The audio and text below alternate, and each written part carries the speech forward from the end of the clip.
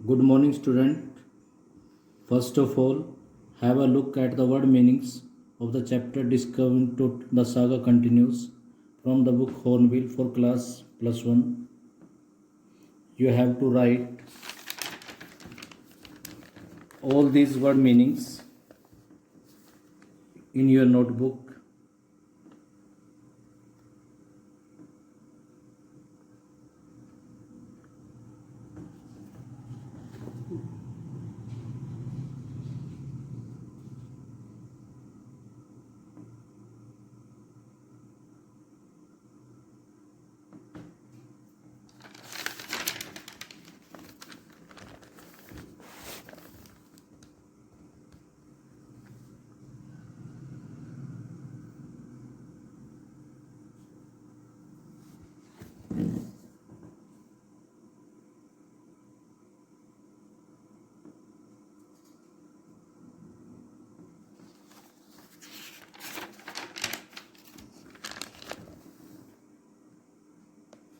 Now, let's discuss short answer type questions from this chapter. First question is, give reason why King Tut's body has been subjected to repeated scrutiny. यानी ये reason बताना है, ये reason देना कि king Tut की body को बार बार क्यों स्क्रूटनी की गई, क्यों एग्जामिन किया गया. किंग टूट died unexpectedly at a very young age. King टूट बगैर किसी की उम्मीद के यंग एज में मर जाता है. His untimely death gave birth to many speculations. उसकी अनटाइमली डेथ ने कई अनुमानों को जन्म दिया. स्पेकुलेशन मीन्स होता है गैस को जन्म दिया. His body has been subjected to repeated scrutiny. तो इस वजह से उसकी बॉडी को बार बार स्क्रूटनाइज किया गया, एग्जामिन किया गया. It has been done so as to know how he died. ऐसा इसलिए किया गया ये जानने के लिए कि वो कैसे मरा. And what he says was at the time of his death. और ये पता लगाने के लिए कि जब वो मरा तो उसकी एज क्या थी. Second question is, give reason why Howard Carter's investigation was resented. ये रीज़न बताना कि हावर्ड कार्टर ने जो इन्वेस्टिगेशन की उसके खिलाफ लोगों ने गुस्सा क्यों दिखाया. रिसेंटेड मीन्स होता है एंगर क्यों सीखे. Carter an English archaeologist. Carter एक इंग्लिश आर्कियोलॉजिस्ट था. Who was the first to discover Tut's mummy in 1922. 1922 में पहली बार वो पहला व्यक्ति था जिसने टूट की मम्मी को डिस्कवर किया. But his investigation was resented by many. लेकिन उसकी इन्वेस्टिगेशन को कई लोगों के द्वारा उसके खिलाफ गुस्सा दिखाया गया. Carter's work resulted in great damage to Tut mummy. Carter के काम की वजह से टूट की मम्मी को काफ़ी नुकसान पहुंचा था. Later on it was found that mummy's breast bone and front ribs were missing. बाद में ये भी पता चला कि उस मम्मी की जो ब्रेस्ट बोन थी और वो जो फ्रंट रिब्स थी वो मिसिंग थी. Question number third is, give reason why Carter had to chisel away the solidified resins to raise the king's remains. यानी राजा के उस किंग टूट के जो रिमेन्स थे उनको उठाने के लिए जो सोल्डिफाइड रेजिन्स थी, जो किसमिस सॉलिड हो गई थी, उनको चिसल अवे क्यों करना पड़ा, काटना क्यों पड़ा छेनी के साथ. Answer is, when Carter finally reach the mummy. जब कार्टर मम्मी के पास पहुंचा, ही रैन इनटू ट्रबल. वो मुसीबत में पड़ गया. The ritual resins had harden. वो जो पारंपरिक जो किशमिश होती है वो कठोर हो गई थी. It cemented Toots mummy. इसने टूट की मम्मी को बिल्कुल कठोर बना दिया था. It got stuck to the bottom of his solid gold coffin. ये किंग टूट की जो मम्मी थी वो उसका जो गोल्ड कॉफिन था उसके बॉटम से बिल्कुल चिपक गई थी. ये ट्राई टू लूजन इट. उसने इसको लूज करने की कोशिश की बट फेल्ड, लेकिन असफल रहा. At last he had to chisel away the solidified resin and free the mummy. तो अंत में उसने सोल्डिफाइड रेजिन्स को छेनी के साथ काटना पड़ा और मम्मी को फ्री कर लिया. Next question is, give reason why Tut's body was buried along with gilded treasures. अब ये रीज़न बताना है कि टूट की बॉडी को काफ़ी सारे ट्रेजर के साथ, कवर्ड ट्रेजर के साथ क्यों बरीड किया गया, क्यों दफनाया गया था.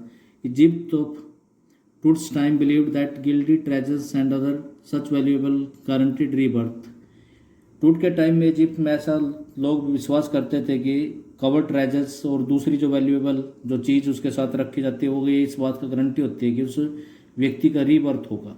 The royal believe that the dead could take their riches with them in the after life. और जो अमीर लोग थे वो ये विश्वास करते थे कि अगर कोई व्यक्ति मर जाता है तो अपने साथ अपनी अमीरी आफ्टर लाइफ में लेके चला जाता है।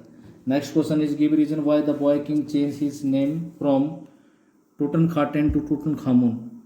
बॉय किंग ने अपना नाम टूटनखाटेन से टूटनखामुन क्यों चेंज कर लिया? The boy king was name Tutankhaten but he change his name to Tutankhamun. Boy king का नाम टूटनखाटेन रखा लेकिन उसने अपना नाम टूटनखामुन में चेंज कर लिया। It mean living image of Amun. Tutankhamun का मतलब होता है अमून की living image. By doing so he express his respect to god Amun. ऐसा करके उसने गॉड अमून के प्रति अपने आदर को शो किया। Question number 6 is list the deeds that led Ray Johnson to describe Akhenaten as wacky. उन एक्शन के बारे में बताना है जिसकी वजह से रे जॉनसन ने अखनेटन को वैकी बोला। वैकी मीन्स होता है उसको क्रेजी बोला। Akhenaten was called wacky for so many reason. Akhenaten को वैकी कई रीजन्स की वजह से बोला जाता है। He was a crazy king. वो एक पागल राजा था। He moved his religious capital from the old city of Thebes to the new city of Akhenaten. उसने अपनी जो कैपिटल रिलीजियस कैपिटल थी जो पहले थीब्स ऑफ सिटी की ओल्ड सिटी में थे अब उसको चेंज करके अखेटन में ले गया। Now it is known as Amarna. अब उसको अमरना के नाम से जाना जाता है। Another wacky act of Akhenaten was that he attacked Amun. दूसरा अखनेटन का जो पागलों जैसा जो काम था वो ये था कि उसने अमून के ऊपर अटैक कर दिया जो एक मेजर गॉड था। He smashed his images and close his temple. उसने उसकी इमेजेस को तोड़ दिया और उसके टेम्पल्स को बंद कर दिया। Question number 7 is what were the results of the CT scan. CT scans का क्या रिजल्ट हुआ? The result of the CT scan revealed some wonderful images of on the computer screen. CT scans की वजह से Tut के computer screen के ऊपर wonderful images आई। His neck bone appeared very clearly. उसकी जो नेक बोन है बिल्कुल स्पष्ट दिखाई दी। So were the other images a hand and several views of rib cage and skull. और इसी प्रकार दूसरी इमेजेस जैसे हैंड की, रिब केज की और स्कल की फोटो सामने आई। Question number 8 is list the advantage in technology that have improved forensic analysis. उस फायदे का उस लाभ का बताना कि टेक्नोलॉजी ने फोरेंसिक एनालिसिस को इम्प्रूव कर दिया। Technology has made many advances. Technology ने काफ़ी एडवांसेस कर लिया है। Forensic analysis has become easier. Forensic analysis विश्लेषण अब आसान हो गया, मोर एक्यूरेट और पहले से ज़्यादा correct. CT technology employs 100 of digital x-rays. सीटी टेक्नोलॉजी में सैकड़ों डिजिटल एक्सरे को यूज किया जाता है। They create a 3 dimensional virtual body. वो एक 3 डायमेंशनल वर्चुअल बॉडी क्रिएट करते हैं। Question number 9 is explain the statement king Tut is one of the first mummies to be scan in death as in life. इस statement को बताना है कि king Tut की पहली मम्मीज है जिसको डेथ में भी और लाइफ में पहली बार स्कैन किया गया। Tut's mummy is certainly one of the first mummies to be scan in life as in death. यानी यकीनन टूट की मम्मी डेथ और लाइफ दोनों में फर्स्ट मम्मी थी स्कैन किए जाने के लिए। The purpose of CT scan was to reveal how the boy king met his unexpected death. और सीटी स्कैन का सिर्फ एक ही मकसद था, ये बात शो करने के लिए कि वो जो बॉय किंग था उसकी अनएक्सपेक्टेड डेथ कैसे हुई। The aim was to remove the mist over his mysterious death. यानी उसके जो मिस्टीरियस डेथ थी उसके ऊपर जो धूम छाई हुई थी, जो धुंधलापन छाया हो तो उसको रिमूव करने के लिए ये किया गया था। The other aim of the scan was to reveal Tut's age at the time of his death. और साथ में दूसरा सीटी स्कैन का मतलब था, पर्पज था कि जब टूट की डेथ हुई तो उस समय उसकी एज क्या थी। Question number 10 is how and why did Carter defend his act. Carter ने अपने एक्ट को कैसे डिफेंड किया, मतलब कैसे अपनी प्रोटेक्शन करी। Carter ran into trouble when he finally reach Tut's mummy. Carter trouble में पड़ गया जब वो फाइनली टूट की मम्मी के पास पहुंचा। The ritual resin had harden. Ritual जो रेजिन्स थी किसमिस वो कठोर हो गई थी। The mummy lay cemented to the bottom of his solid gold coffin. और जो मम्मी थी गोल्ड कॉफिन की बॉटम पे बिल्कुल सीमेंट की तरह फिक्स हो गई थी। Carter had to cut it free. Carter को इसको काट कर फ्री करवाना था।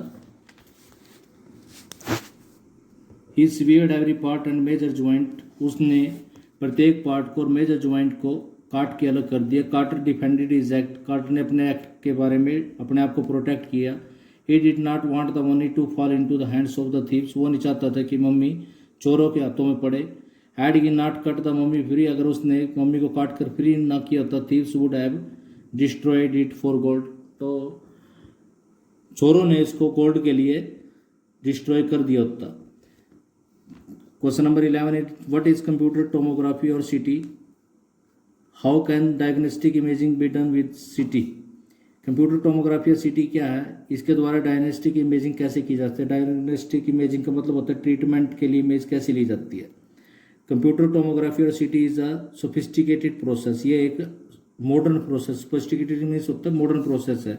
It employs 100 of x-rays putting them together like slice of bread, ये इसमें 100 ऑफ एक्सरेज लिए जाते हैं जिनको एक ब्रेड की स्लाइस की तरह इकट्ठे रख दिया जाता है। The rays create a 3 dimensional virtual body, उन रेज से एक 3 डायमेंशनल वर्चुअल बॉडी क्रिएट हो जाती है। CT scan could answer how Tut died and what his age was at the time of his death, और सीटी स्कैन ये answer दे सकता है कि टूट कब मरा और जब वो मरा उस समय उसकी क्या एज थी। Question number 12 is what astonishing image of टूट वर ऑब्टेन्ड बाय सीटी स्कैनिंग, सीटी स्कैनिंग के द्वारा टूट की कैसी सरप्राइजिंग इमेज ऑब्टेन की गई। और what did the CT scan of Tut's mummy reveal, टूट के सीटी स्कैन ने क्या रिवील किया, क्या दिखाया। सीटी scanning gave astonishing images of Toots body, CT scan ने टूट की बॉडी की एस्टोनिशिंग सरप्राइजिंग इमेजेस दी।